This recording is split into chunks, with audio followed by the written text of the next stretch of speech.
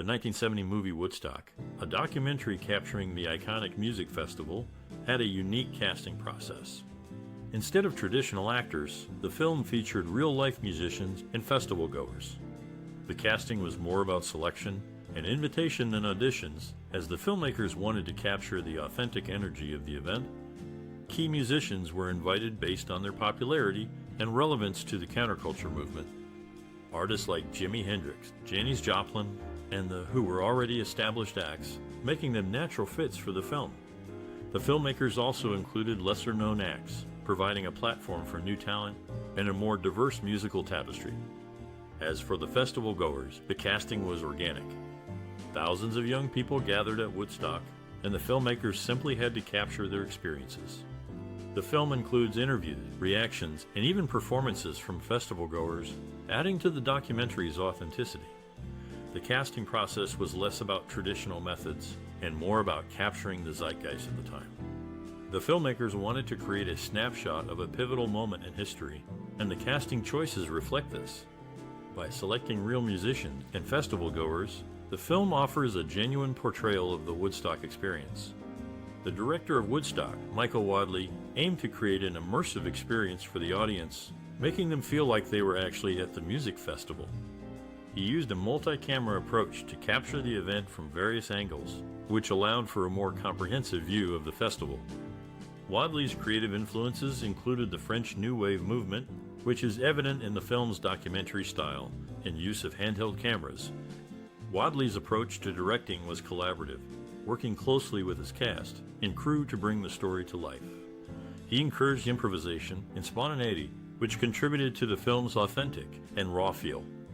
Wadley's style was also characterized by his use of split screen and slow motion shots, which added depth and complexity to the film. Wadley's vision for Woodstock was to create a film that not only captured the music and performances of the festival, but also the spirit and atmosphere of the event. He wanted to showcase the sense of community and unity that was present at the festival and the impact it had on the attendees and the wider culture. Through his direction, Wadley was able to create a film that has endured as a powerful and lasting testament to the Woodstock Festival and the era it represented. The 1970 movie, Woodstock, captures the iconic music festival that became a symbol of an era.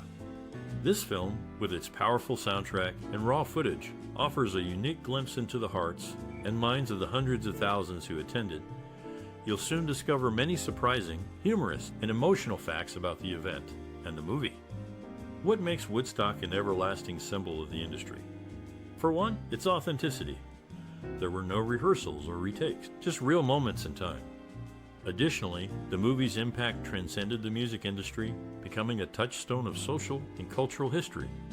As you watch, you might think about your most cherished memory or personal experience related to this movie. We'd love to hear your stories and memories in the comments below. So, keep watching to learn about the funny, shocking, and sad facts surrounding the Woodstock Festival and movie. You won't want to miss it. The 1970 movie Woodstock took audiences right into the heart of the legendary music festival.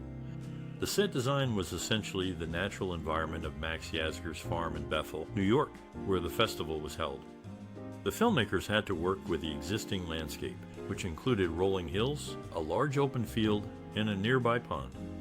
The challenge was not so much about set design, but rather about capturing the event as it unfolded. With an estimated audience of 400,000 people, the logistics of filming were complex. The production team had to deal with issues like crowd control, limited electricity, and unpredictable weather. To film the massive crowd, the production team used a number of innovative techniques. They employed a helicopter-mounted camera to capture aerial shots, providing a unique perspective of the festival. This was a relatively new technique at the time and required careful planning and coordination.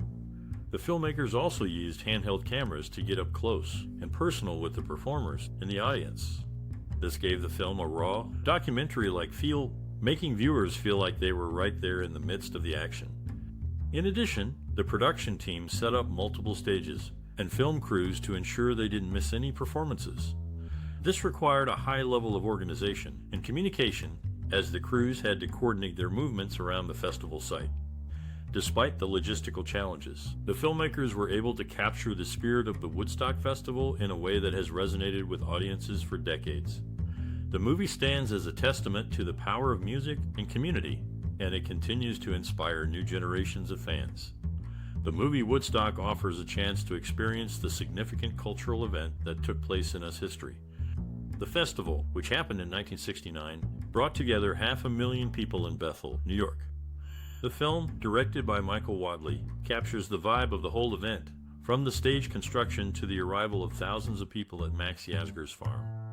The film includes interviews with various attendees, providing multiple perspectives of the festival. These interviews offer insights into what brought people to the festival and its significance to them. The filmmakers also include opposing viewpoints, such as those of a local couple who expressed their concerns about the impact of nearly 500,000 hippies on their small town. The live performances in the movie are a highlight, showcasing some of the hottest acts of the 60s. Joe Cocker's rendition of the Beatles with a little help from my friends is a standout performance, but there are many more to enjoy.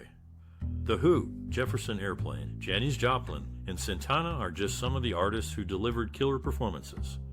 The director's cut of the movie runs for close to 4 hours, which can be challenging to watch in one sitting.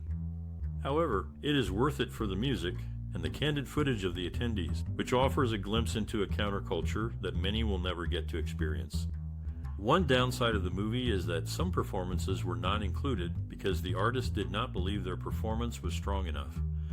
For instance, Creedence Clearwater Revival's performance was not included, which is unfortunate as they were one of the hottest acts of the time. Overall, the Woodstock movie is a must-watch for anyone interested in US cultural history. It captures the essence of the festival and the significance of the music and the counterculture movement. The creation of the Woodstock film score and soundtrack in 1970 was a significant endeavor involving many musicians and composers who complemented the narrative and emotional tone of the movie. The soundtrack featured live performances from the legendary music festival, while the score was specifically composed to enhance the film's storytelling. Notable musicians such as Jimi Hendrix, Janis Joplin, and The Who performed at the festival and had their performances included in the film. These performances captured the raw energy and spirit of the Woodstock Festival, providing a captivating backdrop for the movie's narrative. The film score, composed by Michael Wadley and his team, was carefully crafted to resonate with the documentary's emotional tone.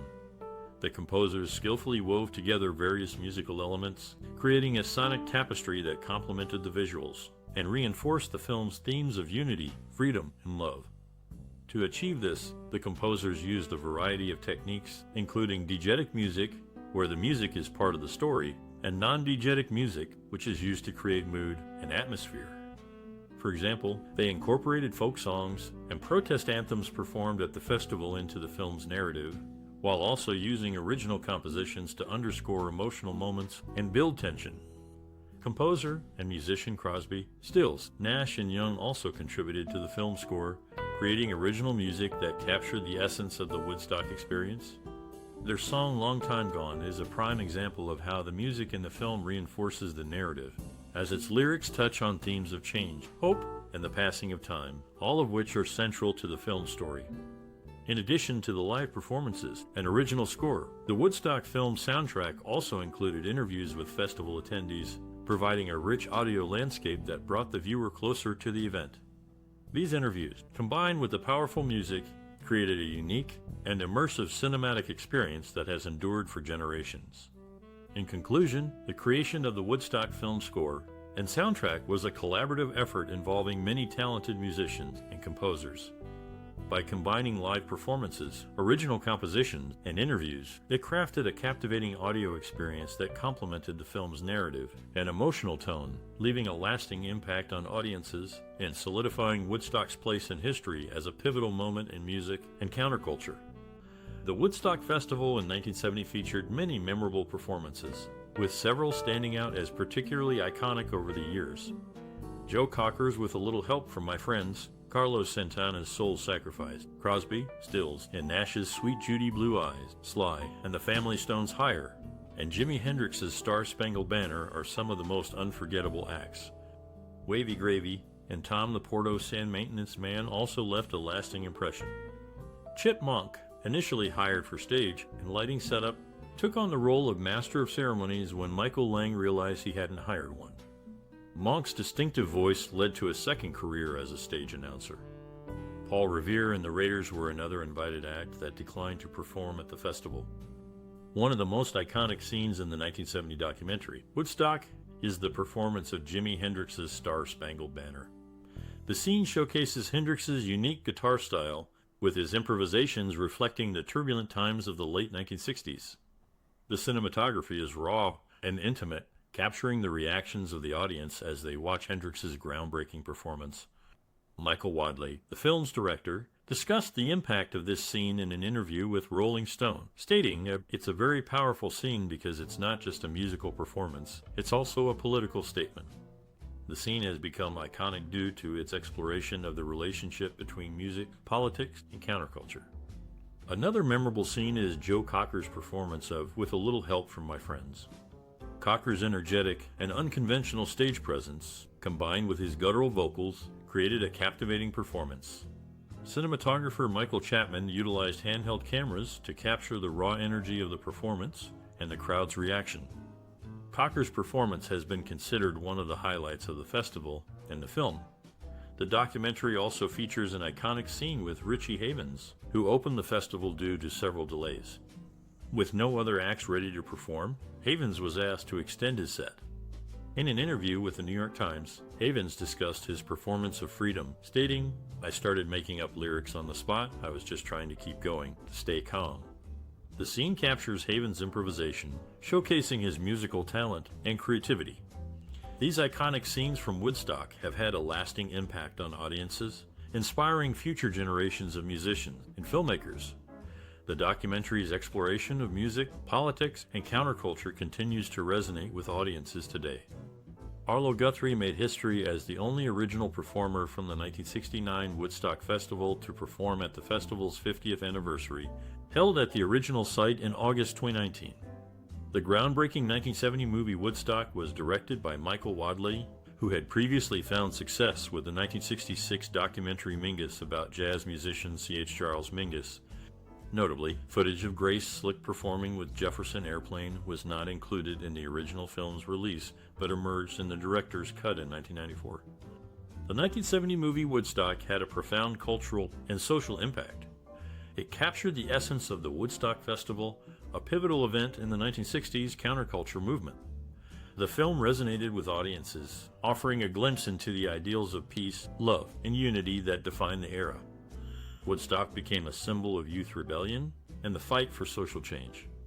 It popularized the hippie culture and its associated values such as free love, communal living, and a rejection of mainstream societal norms. The movie's raw and intimate portrayal of the festival influenced pop culture, inspiring music, fashion, and lifestyle trends.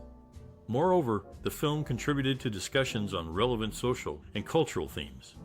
It highlighted the power of music as a tool for social change and showcased the potential for large-scale gatherings to foster a sense of community and shared purpose. The movie also addressed issues such as the Vietnam War, civil rights, and environmental conservation, reflecting the era's broader cultural and political climate. In summary, the Woodstock movie had a lasting impact on popular culture and society, inspiring a generation of young people and contributing to important cultural and social conversations. Michael Lang, one of Woodstock's organizers, had initially planned for Roy Rogers to close the festival with Happy Trails. However, Country Joe McDonald, who wasn't originally scheduled for the second day, found himself performing due to many acts' delayed arrivals. McDonald also performed on the third day with Country Joe and the Fish.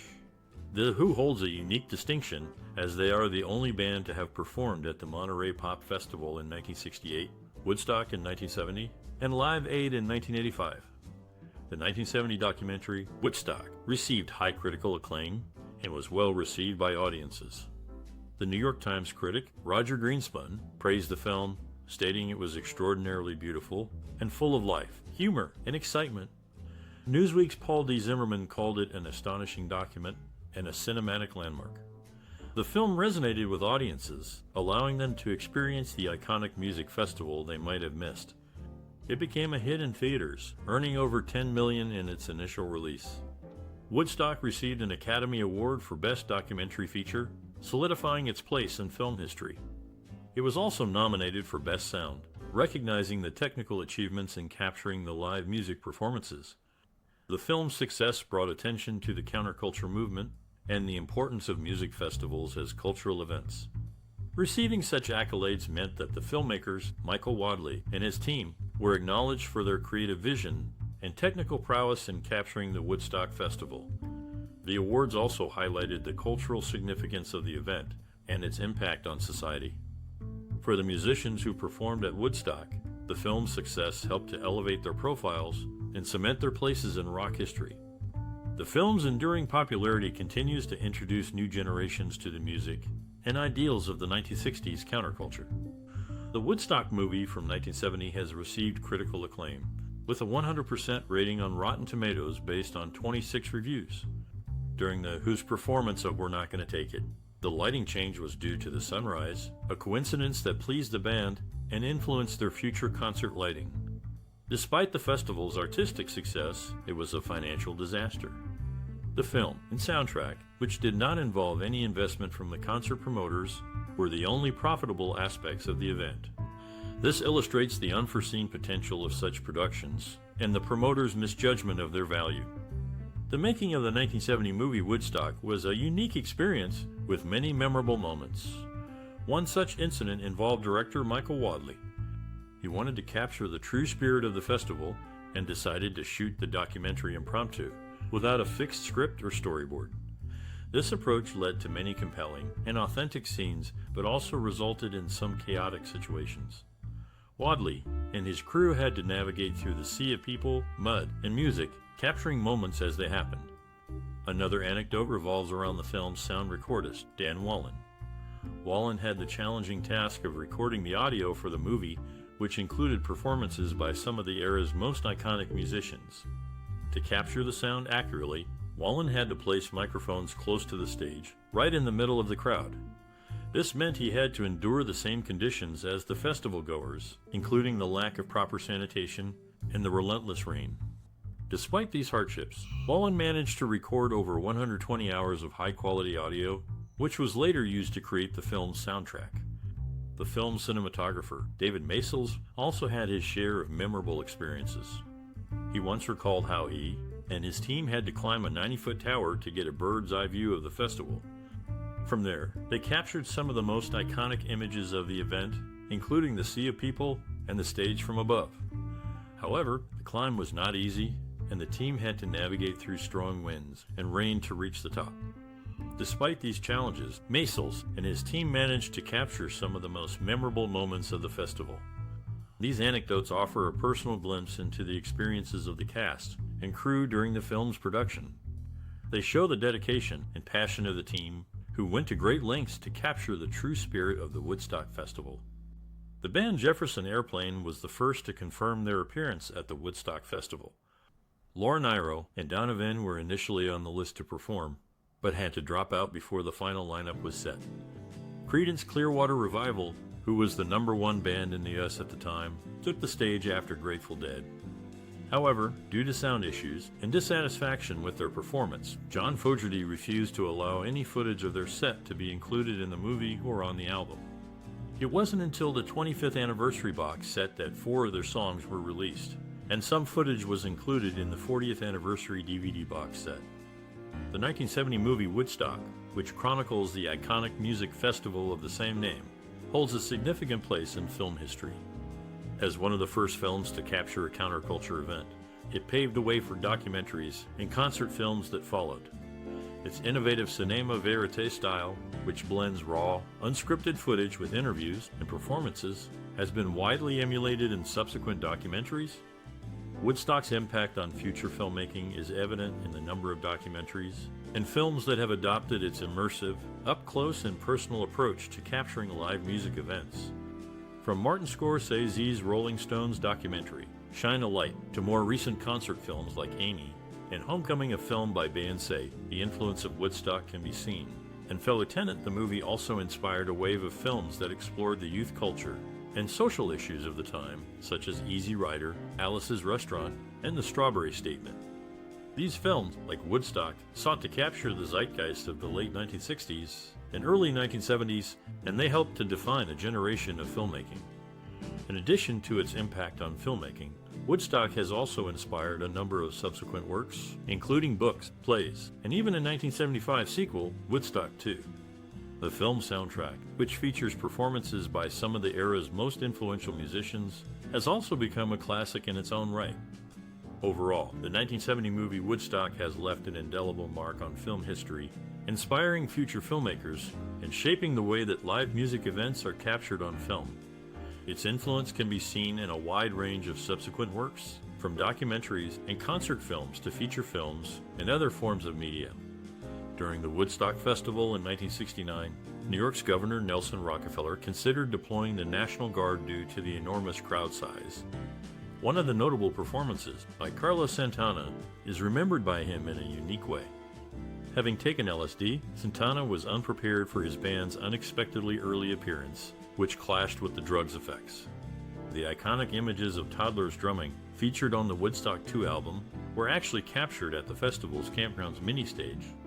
Despite the challenges faced during the event, these moments have left a lasting impact on our cultural memory.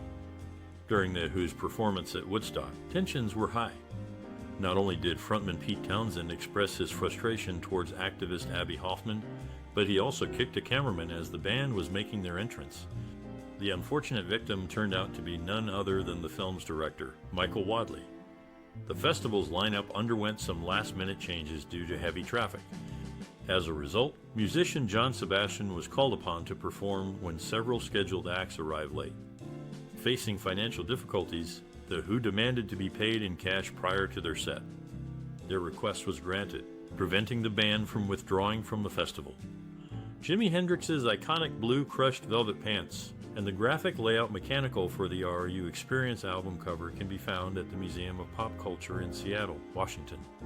In 1969, attending the Woodstock Festival cost $18 for a 3-day pass, the equivalent of $140 today, with individual days priced at $7.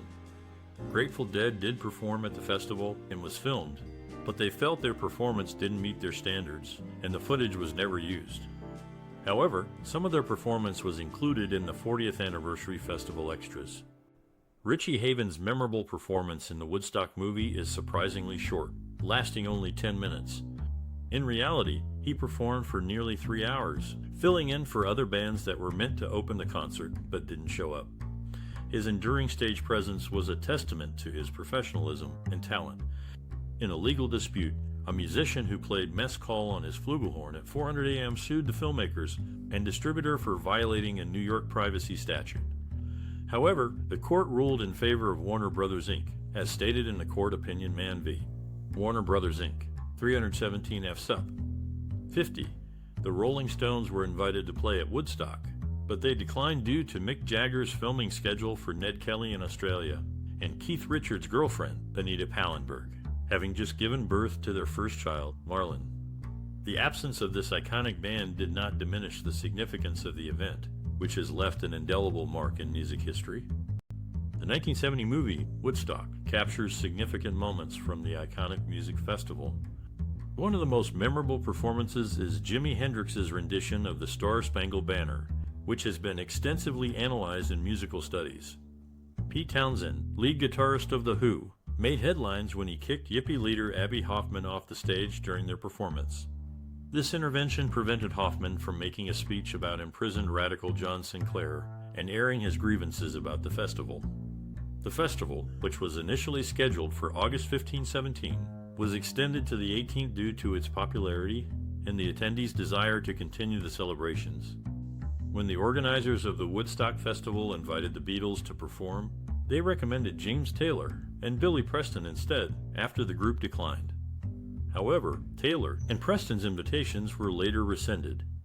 Neil Young, who performed with Crosby, Stills, and Nash, refused to be filmed due to his dislike for cameras.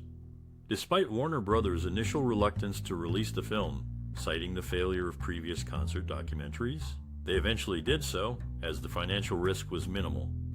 The film features Young's performances on Sea of Madness and Wooden Ships, even though he is not seen on camera. The movie Woodstock from 1970 features memorable performances that highlight the evolution of rock music. Canned Heat and Alvin Lee's performances, in particular, showcase the influence of basic blues on rock. Interestingly, Alvin Lee's guitar licks are now common knowledge in beginner's lesson books, and Canned Heat's performance can be compared to that of a typical garage band. Several notable bands were invited to play at the festival, but couldn't make it, including the Jeff Beck Group, Iron Butterfly, and the Moody Blues. In addition, Woodstock holds a unique place in film history as it was the movie being watched by Robert Neville, the protagonist of the 1971 film The Omega Man. Overall, Woodstock serves as a time capsule of a pivotal moment in music and film history. If you have memories of the 1970 movie Woodstock, we'd love to hear them. This groundbreaking film has had a profound impact on many people, and we're sure you have a story to tell. Whether you were there for the original festival or experienced it through the movie, share your thoughts and experiences with us. Did Woodstock change the way you see cinema? Did it inspire you to explore more documentaries or concert films? Or maybe it brought back memories of a specific time in your life. Whatever your connection to the movie, we'd love to hear from you. Let us know what you think by liking, sharing, and subscribing to our channel. And don't forget to leave a comment below with your own Woodstock story.